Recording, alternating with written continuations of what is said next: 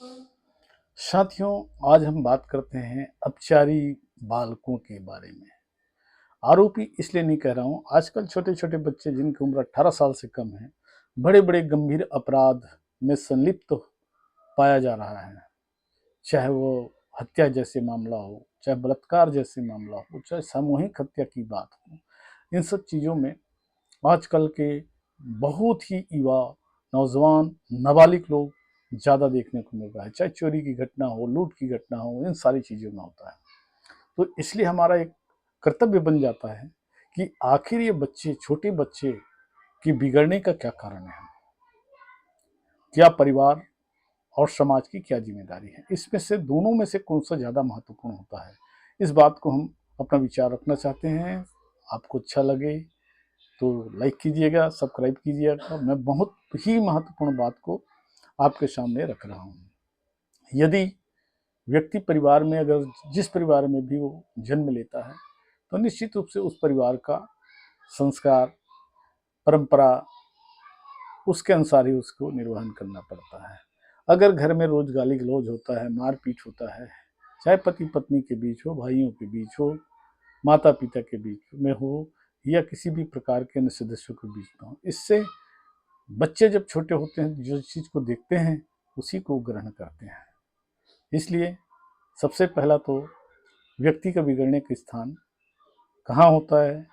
परिवार ही होता है, क्योंकि परिवार ही प्रथम पाठशाला होता है जहाँ से आदमी सीखता है और आगे बढ़ता है।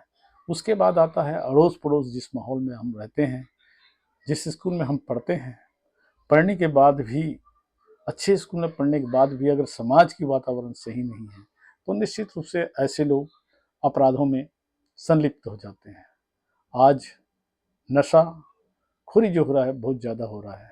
चाहे सूखी नशा की बात करें, चाहे अन्य नशों की बात करें, गांजा चरस जैसे नशा जो होता है निश्चित ही आदमी को विकृत कर देता है। शराब शराब महंगी होती है, इसलिए युवा हैं, छोटे बच्चे हैं, उनके पास आर्थिक तंगी के कारण नहीं ले पाते।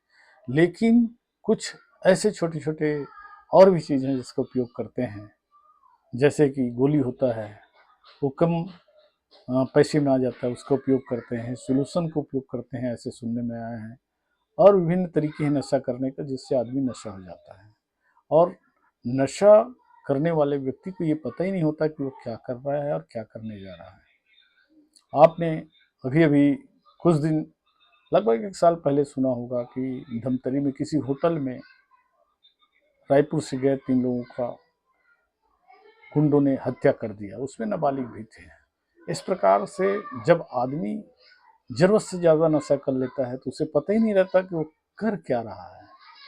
तो आज समाज में जो बिगड़ने का जो कारण है, बच्चों को जो बिगड़ने के कारण है, सबसे पहली परिवार की स्थिति, दूसरा समाज जहाँ पे वो रहता है, उसी से बच्चे का जो संस्कार है वो आगे बढ़ता है। यदि रोज रोज मारपीट होता है अड़ोस पड़ोस में तो उसे देखता है, उसे सीखता है। रोज गाली गलौज होता है, उसको भी देखता है, सीखता है। आज हम देख रहे हैं किसी भी प्रकार के उत्सव हो, चाहे वो शादी विवाह की कहना चाहिए स्वागत ही क्यों ना हो, चाहे बारात की हो, चौथिया की हो, जहाँ पे लोग डीजे वीजे में या बाजे में नाचते गाते हैं, वहाँ भी हत्या जैसे घटनाएं घट जाती है। तो आदमी जितना बोलते हैं कि हम विकास कर रहे हैं, विकास की ओर बढ़ रहे हैं, लेकिन मानसिक विकृतता इतना आ गया है कि अपराध में अब छोटे छोटे बच्चे शामिल हो रहे हैं, जिसके लिए जिम्मेदार पूरे समाज के साथ साथ वो परिवार भी होता है जो अपने बच्चों को ठीक से देख रेख नहीं करता। यदि बच्चा बाहर घूम रहा है, रात में किसी प्रकार की नशाखोरी करके रात देर से आता है, या फिर और भी किसी प्रकार के अन्य आपराधिक घटनाओं में संलिप्त रहता है, तो निश्चित ही माता पिता का यह कर्तव्य होता है कि अपने बच्चे को सही मार्ग में दिखाए। क्योंकि आज किसी के ऊपर भी भरोसा नहीं किया जा सकता कि वो कैसा है। और लोग जो हैं, आज चलचित्र तो बंद हो गया, सिनेमाएं तो बंद हो गया, लेकिन सोशल मीडिया और घटनाएं, अफवाहें, इसे देख करके आदमी सारी चीज़ सीख रहा है। यूट्यूब के जरिए इंस्टाग्राम के जरिए या गूगल के जरिए या ग्रुप के जरिए ना जाने कई प्रकार से षड्यंत्रकारी घटनाएं करने अंजाम देने के लिए लोग उपयोग करते हैं। तो विज्ञान एक प्रकार का वरदान है और विनाश है, ऐसा कहा जाता है, जो बिल्कुल सही है। तो मित्रों, मेरा आज का विचार यही है कि किसी भी नाबालिग बच्चे को बिगड़ने या अपराध में संलिप्त होने के लिए समाज से ज़्यादा जिम्मेदार परिवार होता है। इन्हीं बातों के साथ तो अपनी वाणी को विराम देता हूँ। यदि आपको मेरी वीडियो अच्छा लगे तो लाइक कीजिए, सब्सक्राइब कीजिए। धन्यवाद मित्रों, फिर मिलते हैं नेक्स्ट वीडियो में।